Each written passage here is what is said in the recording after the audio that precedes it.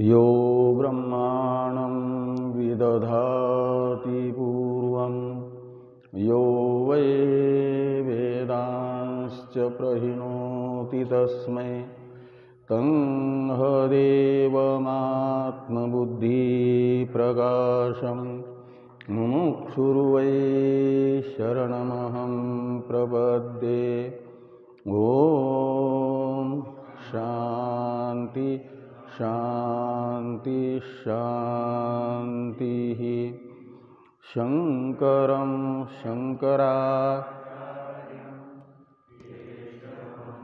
बादरायणं सूत्रभाष्य कृतो वन्दे भगवन्तौ पुनः पुनः।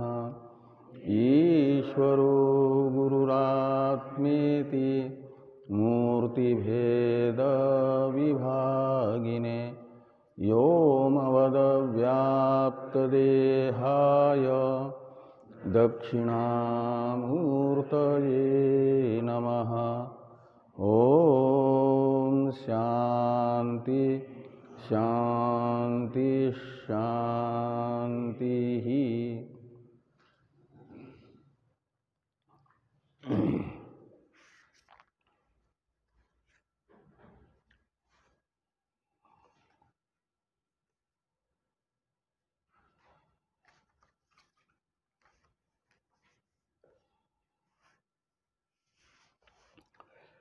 भगवान भाष्यकार के द्वारा विरचित आत्मबोध नामक प्रकरण ग्रंथ की चर्चा हम लोग कर रहे हैं।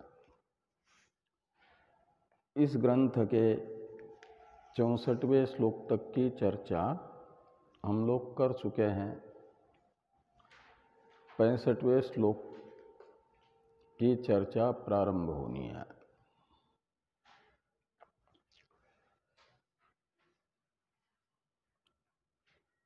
तत्त्वमसि वाक्यांतर्गत तत्पदार्थ का स्वरूप वर्णन भगवान भाष्यकार इन श्लोकों में कर रहे हैं।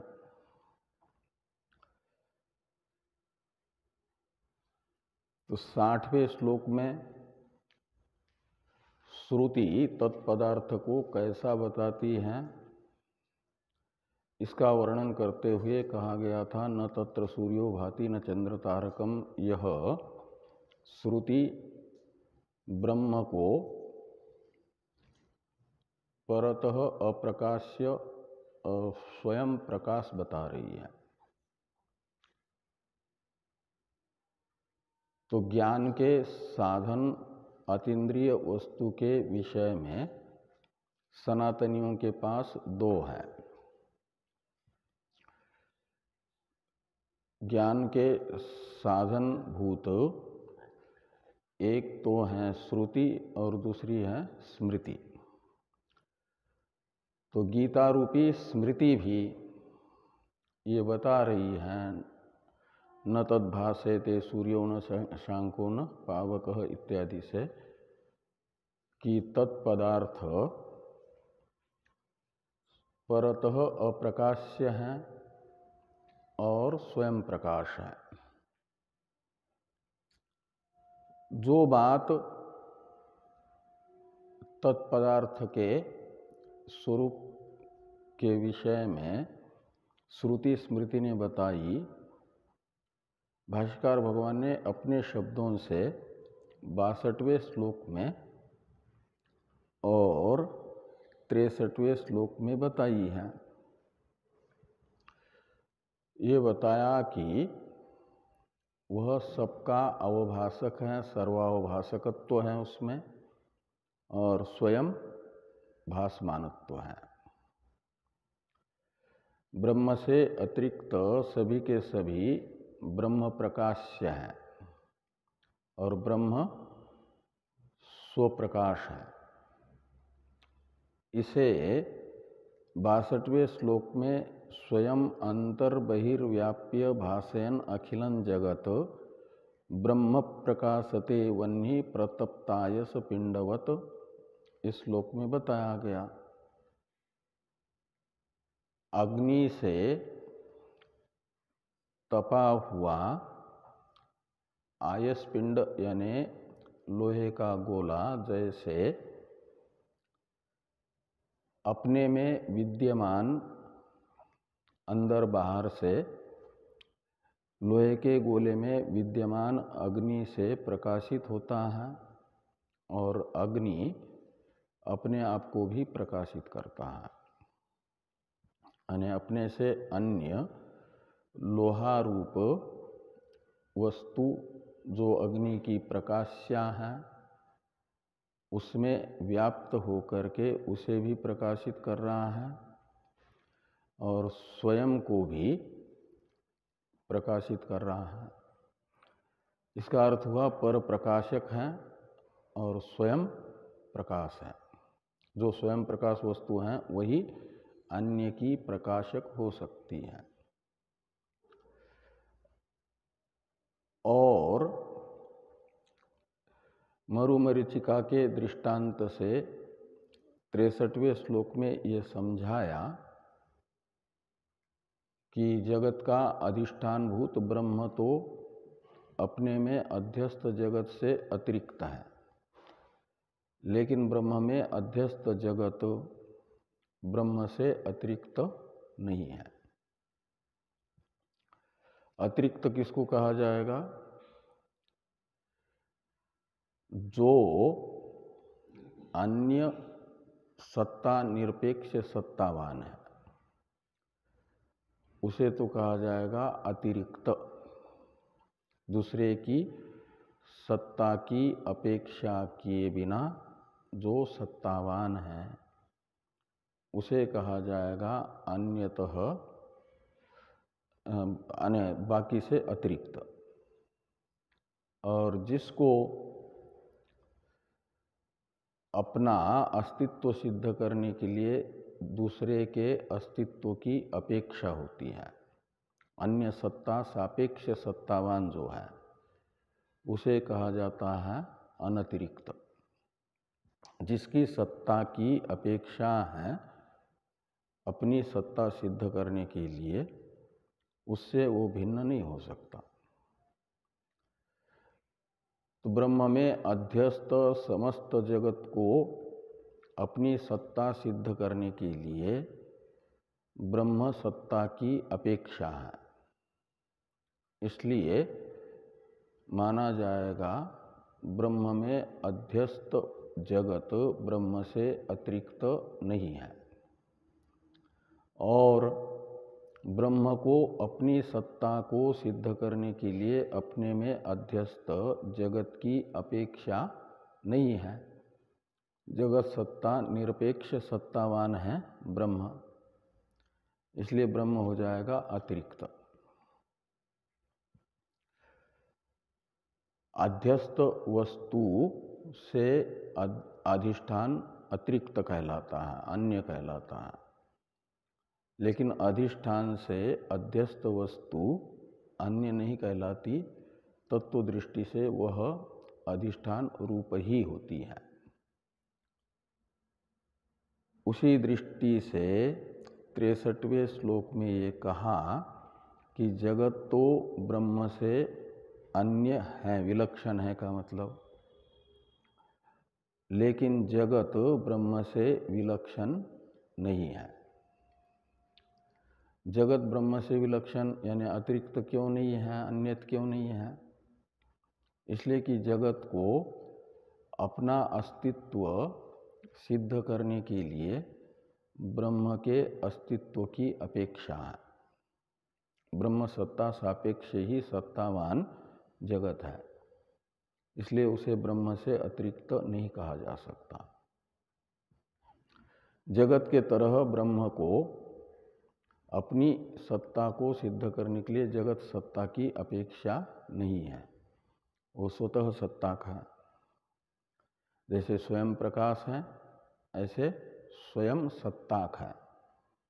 ये एक प्रकार से 63वें श्लोक में बताया जा रहा है। और ब्रह्म से अतिरिक्त वस्तु जगत यदि किसी को ब्रह्म से भिन्न प्रतीत हो रहा है, यानी ब्रह्म सत्ता की अपेक्षा किए बिना प्रतीत हो रहा है, तो उसे भ्रांति हो रही है। जैसे मृग को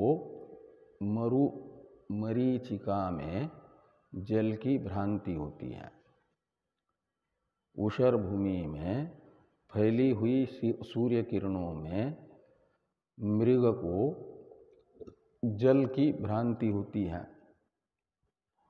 तो मृग के जल की भ्रांति का विषयभूत जो मरीचिका में प्रतीयमान जल है वह मिथ्या है।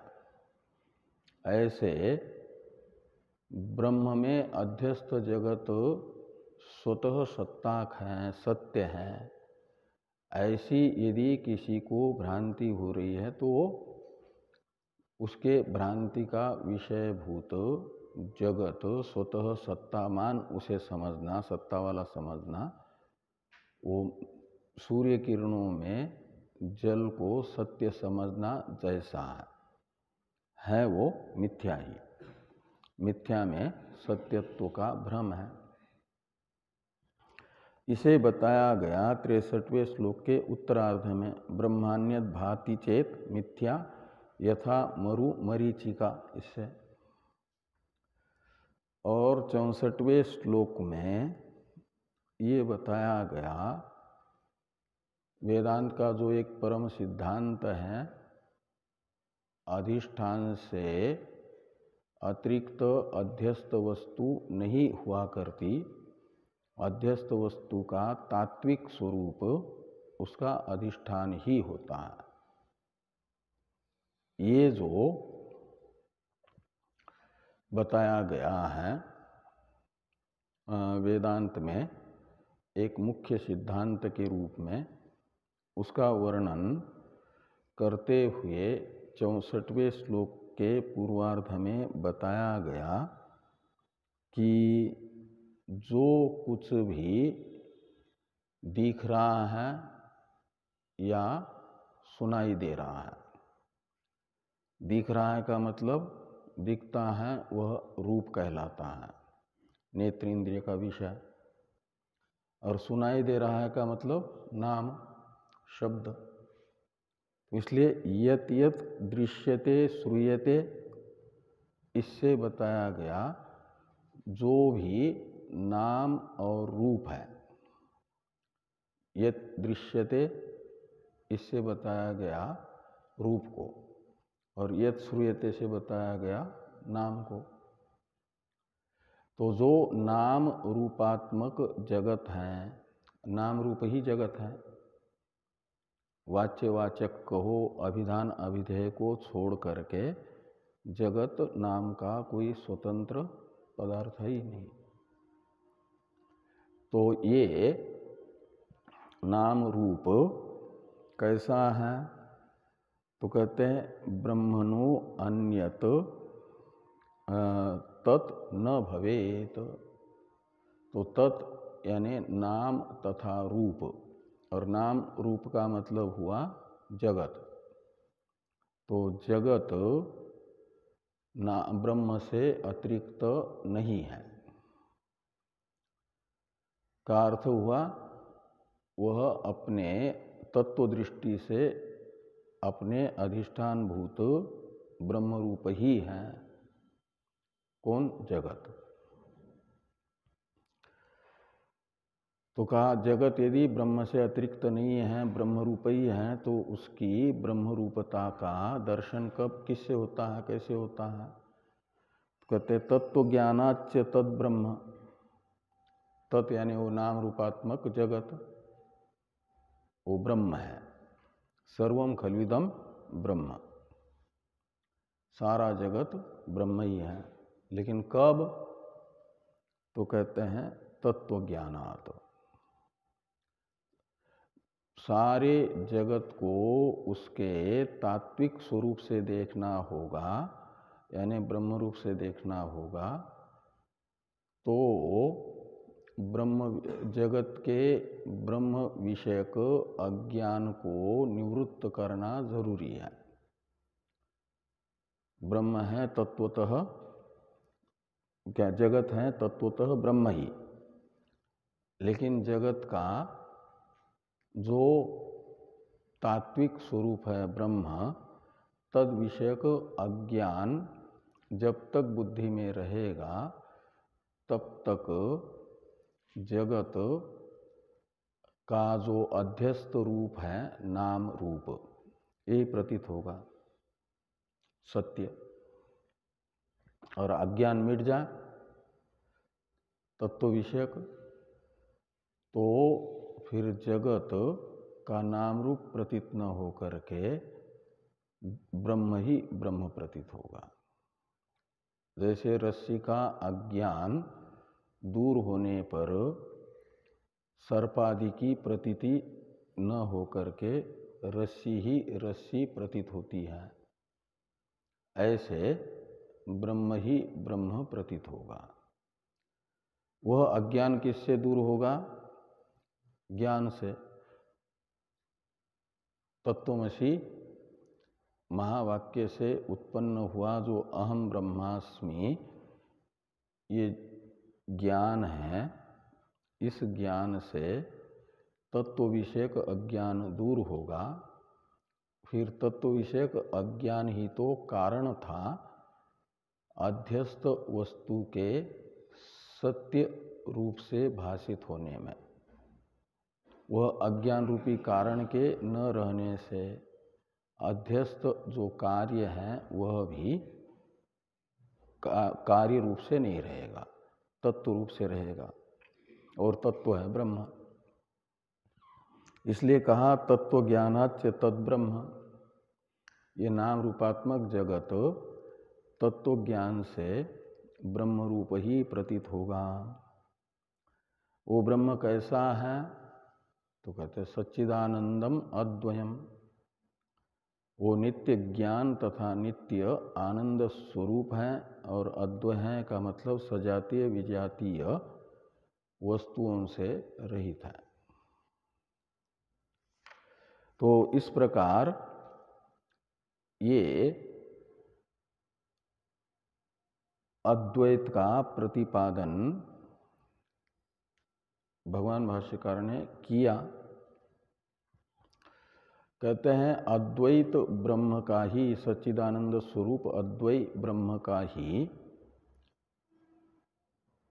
सबको भान क्यों नहीं हो रहा है? यदि सारा का सारा जगत उस अद्वैत सच्चिदानंद स्वरूप ब्रह्म से अतिरिक्त नहीं है, सारे जगत का वास्तविक स्वरूप यही ब्रह्म है, तो जगत का वास्तविक स्वरूप सबको अनुभव में क्यों नहीं आ रहा है?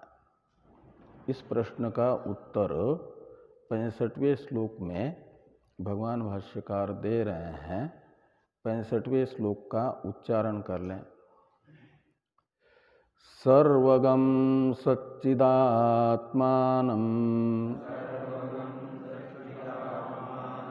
ज्ञानचक्षुर्निरीक्षते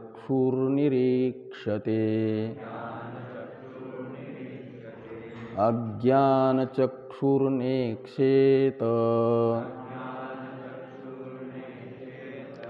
भासवन्तं भानुमन्धवत्।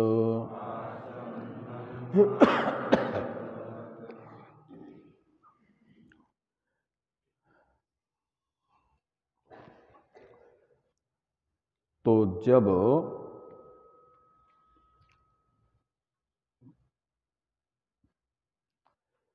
श्रोता वक्ता के द्वारा उक्त अर्थ का और उसके तात्पर्य अर्थ का बोध नहीं होता, तब तक कोई न कोई आशंका बुद्धि में आती रहती है, और वह पूर्व वाक्यों के द्वारा उक्त अर्थ को आधार बना करके जो शंकाएं होती हैं, वह ये ज्ञापन करती है कि श्रोता ने वक्ता के द्वारा उच्चारित वाक्यार्थ को ठीक ठीक से ग्रहण नहीं किया। यदि ठीक ठीक से ग्रहण करेगा तो असंदिग्ध अर्थ के बोधक वक्ता के द्वारा उच्चारित वचन संदेह उत्पन्न नहीं करेंगे, संशय उत्पन्न नहीं करेंगे।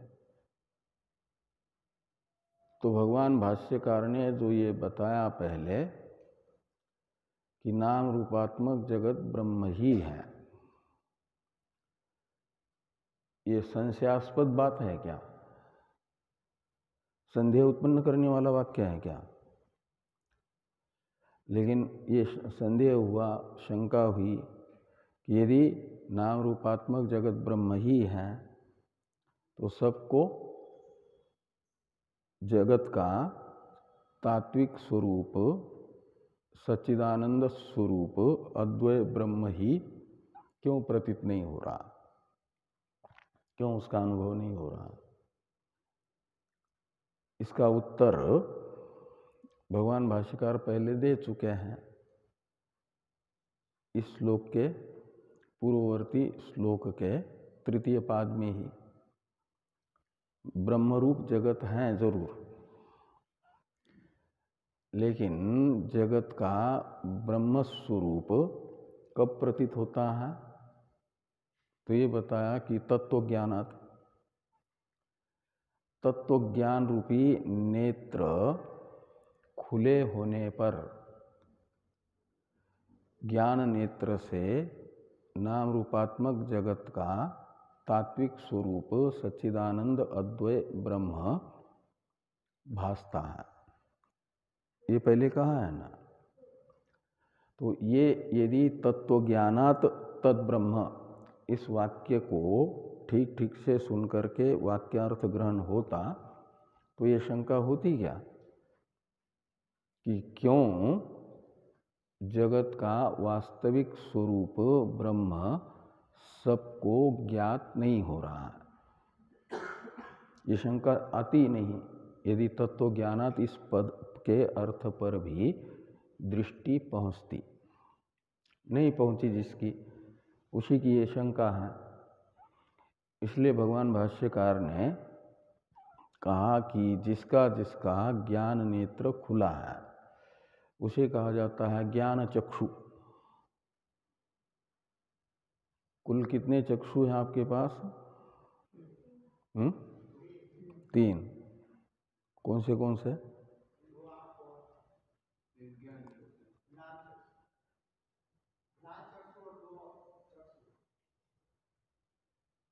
एक चक्षु कौन सा और दूसरा? तो 2 है। 3 कैसे? अच्छा ये 2 और एक ज्ञान, ऐसा?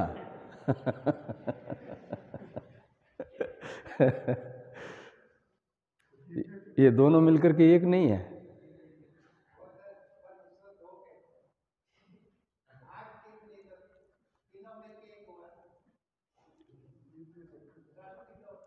तो ये चर्म चक्षु दोनों मिलकर के एक है, इसे चर्म चक्षु कहा जाएगा, है ना। भौतिक नेत्र, भौतिक नेत्र में जो हमको दिख रहा है ये बाहर से, ये तो नेत्र भी नहीं है, नेत्र इंद्रिय का गोलक है। और नेत्र इंद्रिय स्वयं भी भौतिक है। अपंचकृत जो अग्नि है उसके सत्वगुण का परिणाम है ना। कौन? चक्षु इंद्रिय, वो भौतिक है। तो भौतिक नेत्र भौतिक वस्तु का ही ग्रहण करता है। भौतिक वस्तुओं में भी सभी भूतों का भी ग्रहण नहीं करेगा। अपने परिणामी उपादान कारण का तो बिल्कुल ग्रहण नहीं कर पाएगा। अपने से स्थूल पंचकृत भूत और पंचकृत भूतों का जो कार्य है उनको ग्रहण करता है। कौन? ये भौतिक नेत्र एक हुआ। उसके गोलक 2 हैं और एक है भावना नेत्र। भावना नेत्र होता है भक्त के पास। ये भौतिक नेत्र से मंदिर में जिनकी आराधना की जा रही है वे मूर्तियाँ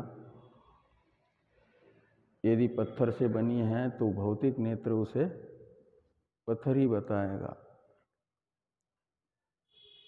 खाली भौतिक नेत्र से देखेंगे। शास्त्र अनुसार भावना नहीं बनेगी मूर्तियों के ओर।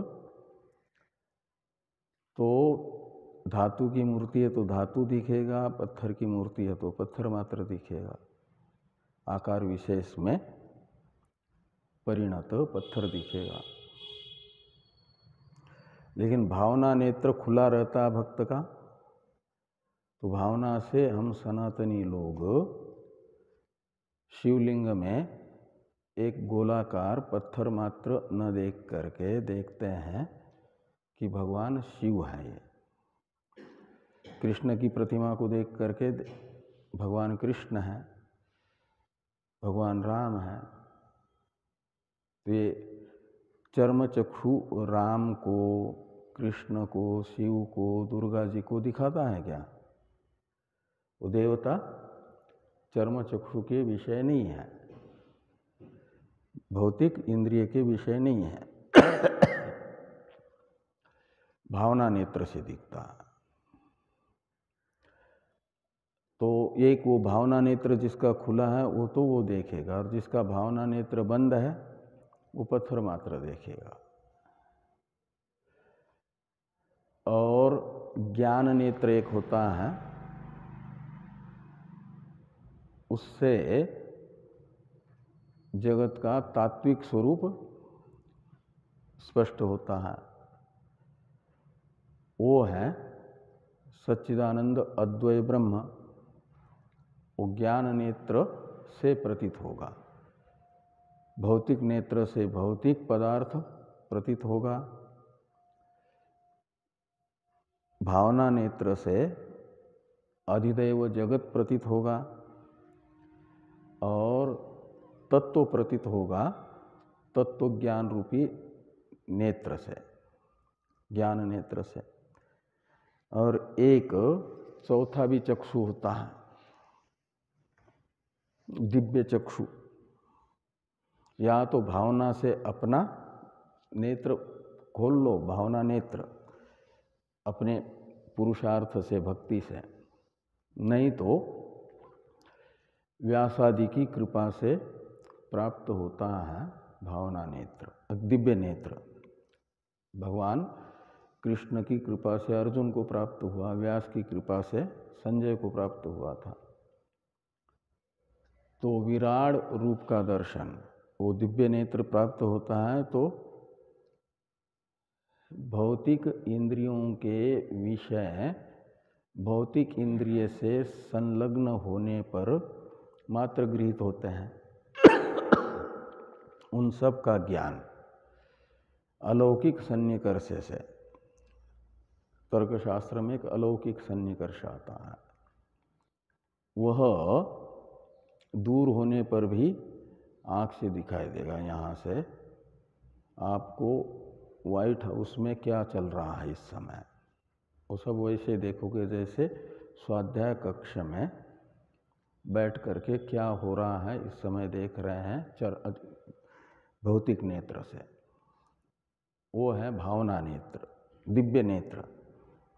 तो संजय तो कुरुक्षेत्र में बैठ करके भी सब वो देख रहे थे, भगवान का विश्वरूप दर्शन। और बिल्कुल विश्वरूप जहाँ दिखाया वहाँ पास में ही भीष्म जी थे, द्रोणाचार्य जी थे, कृपाचार्य जी थे, लेकिन उनको नहीं दिखा। दो ने ही देखा ना विश्वरूप को, और गीता भी सुनी केवल दो ने ही, एक तो संजय ने और एक अर्जुन ने। वो दिव्य नेत्र से सुनी, दिव्य नेत्र और दिव्य श्रोत्र। दिव्य नेत्र खुलने पर ये सब भौतिक इंद्रिय के कोई भी विषय हो, उस दिव्य नेत्र से शब्द भी गृहीत होगा, रूप भी दिखेगा, सब होगा। तो ये 4 नेत्र होते हैं, दिव्य नेत्र, भावना नेत्र, भौतिक नेत्र और ज्ञान नेत्र। हाँ, योग में उसे ऋतंबरा प्रज्ञा कहते हैं। तो भाष्यकार भगवान कह रहे हैं कि ज्ञान चक्षुहु निरीक्षते का कर्ता है ज्ञान चक्षु पदार्थ। ज्ञान चक्षु का अर्थ है ज्ञान नेत्र जिसका खुला है, का मतलब तत्त्वमसि वाक्य से जिसे अहम ब्रह्मास्मि यह बोध हुआ है, यह अनुभव हो रहा है, उसे कहा जाएगा ज्ञान नेत्र, स्थित प्रज्ञ, आत्मज्ञ, ब्रह्मज्ञानी, इन नामों से। उसके अंदर फिर जैसे ज्ञान उत्पन्न होगा तत्त्वमसि वाक्य से, तो जगत नाम रूपात्मक जगत को सत्य दिखाने वाला अज्ञान नहीं रहेगा, वो चला जाएगा ना। उससे जगत का कारणभूत अज्ञान बाधित हुआ तो कार्य रूप जगत भी बाधित होगा। तो जो बाधित हुई वस्तु है वह सत्य प्रतीत नहीं होती है। रोज आकाश को आप देखते हैं नीला, लेकिन मानते हैं भौतिक नेत्र तो नीला दिखा रहा है, लेकिन विवेक नेत्र खुला होने से क्या मानते हैं कि आकाश तो निरूप है, वो सत्य ही नीला है, ऐसा नहीं मानते। आकाश को हम उसके स्वरूपतः देखते हैं तो निरूप है, इसका नीला रूप नहीं है, ऐसा अनुभव करते हैं ना। का मतलब नीलापन आकाश का बाधित करके देखते हैं आकाश को। ऐसे जिसका तत्त्वमसि वाक्य से उत्पन्न होने वाला ज्ञान रूपी नेत्र खुला है, वो है ज्ञान चक्षु। उसके अंदर जगत को सत्य बताने वाला अज्ञान नहीं रहेगा। तो अज्ञान तथा जगत में सत्यत्व बुद्धि बाधित हो जाएगी और फिर जगत किस रूप में प्रतीत होगा? ब्रह्म रूप से। इसलिए यहाँ कहते हैं कि ज्ञान चक्षुर सच्चिदानंदात्मानं सर्वगम पश्यति। तो सर्वगम यानी सर्वत्र व्याप्त, अंदर बाहर व्याप्त जो सच्चिदानंद स्वरूप ब्रह्म है, उसे ज्ञान चक्षु वाला देखता है। ज्ञान नेत्र जिसका खुला है वो देखता है, और जिसका ज्ञान चक्षु बंद है उसे कहा जाता है अज्ञान चक्षु। तो जो अज्ञान चक्षु है उसे सच्चिदानंद स्वरूप अद्वय ब्रह्म का बोध नहीं होता, यानी जगत सच्चिदानंद अद्वय ब्रह्म रूप प्रतीत नहीं होता है। इसे कह रहे हैं कि अज्ञान चक्षुर सर्वगम सच्चिदानंदात्मानं न ईक्षेत। ऐसा अन्वय करिए। पूर्वार्ध से प्रथम पाद में प्रयुक्त दोनों पदों का यहाँ पर भी अन्वय करिए। न के पहले जोड़ दीजिए उसे। तो अज्ञान चक्षुर सर्वगम सच्चिदानंदात्मानं न ईक्षते, और ज्ञान चक्षुर सर्वगम सच्चिदानंदात्मानं ईक्षते, ऐसा होगा। तो यही तो बात पहले कही थी, तत्व ज्ञानाच्च तद्ब्रह्म सच्चिदानंद मद्वयम। जो पूर्व श्लोक के उत्तरार्ध में कही हुई बात है उसी को यहाँ अन्वय सहचार व्यतिरेक सहचार से सुनिश्चित किया। ज्ञान से जगत का ब्रह्म स्वरूप प्रतीत होता है। तो यही कहा ज्ञान हुआ है जिसको वो देखता है सच्चिदानंद स्वरूप ही जगत को, और जिसको ज्ञान नहीं हुआ है, अज्ञानी है, ज्ञान नेत्र जिसका बंद है, वह जगत को नाम रूप से ही सत्य समझ लेता है, यही उसका तात्विक स्वरूप समझ लेता है। वो उसका तात्विक जो सच्चिदानंद अद्वय ब्रह्म है वो गृहीत नहीं कर पाता। अज्ञानी को जगत का वास्तविक स्वरूप भाषित नहीं होता। इसे स्पष्ट करने के लिए एक दृष्टांत बताया जा रहा है। यद्यपि वो स्वयं प्रकाश है ब्रह्म, लेकिन जगत का वास्तविक स्वरूपभूत स्वयं प्रकाश ब्रह्म अज्ञानी में मय के रूप में स्फुरित नहीं होगा। इसे समझाने के लिए दृष्टांत है, जैसे दिन में सूर्य बिल्कुल बादल वगैरह कुछ भी न होने पर साफ साफ दिखता है कि नहीं दिखता है? सूर्य का दर्शन होता है कि नहीं होता? लेकिन जो जन्मांध है वह मध्याह्न का सूर्य भी देख नहीं पाता। क्यों? कि सूर्य को देखने वाला जो भौतिक नेत्र है उसका गोलक बंद है, गोलक का द्वार बिल्कुल ताला लगा करके बंद कर दिया है। नेत्र तो रहता है उसके पास भी, नहीं तो फिर तो आने वाले सारे जन्मों में वो अंधा ही रहेगा ना। गोलक की खराबी होती है।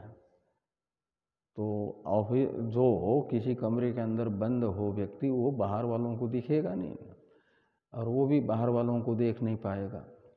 ऐसे ही जो जन्मांध हैं वो जैसे भासमान सूर्य को नहीं देख पा रहा है, ऐसे जन्मांध के तरह ही अज्ञान चक्षु जगत के तात्विक स्वरूप ब्रह्म को ग्रहण नहीं कर पाते। ये यहाँ पर बताया गया, अज्ञान चक्षुर नेक्षेत भासवंतम भानुम अंधवत। तो अंध से लेना जन्मांध व्यक्ति को।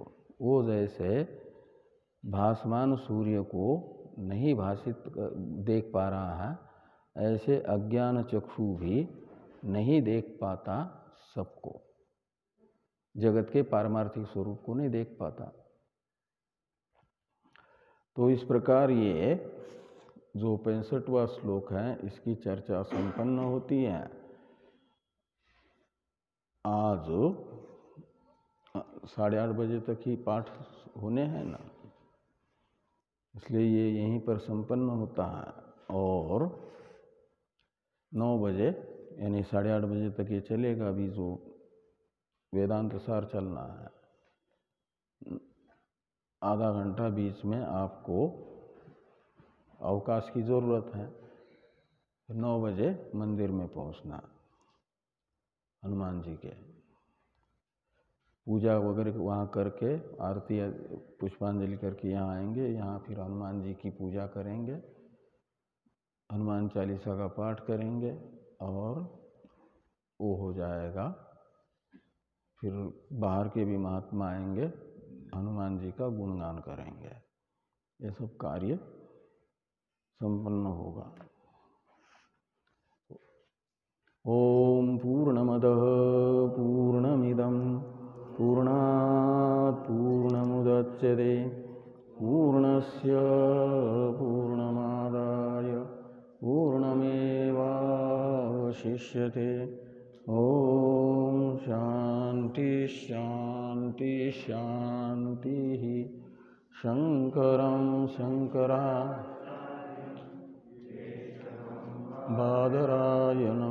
सूत्रभाष्य कृतो वन्दे भगवन्तो पुनः पुनः। ईश्वरो गुरुरात्मेति मूर्तिभेद विभागिने व्योमवद्व्याप्तदेहाय दक्षिणामूर्तये नमः। ओम शांति शांति शांति।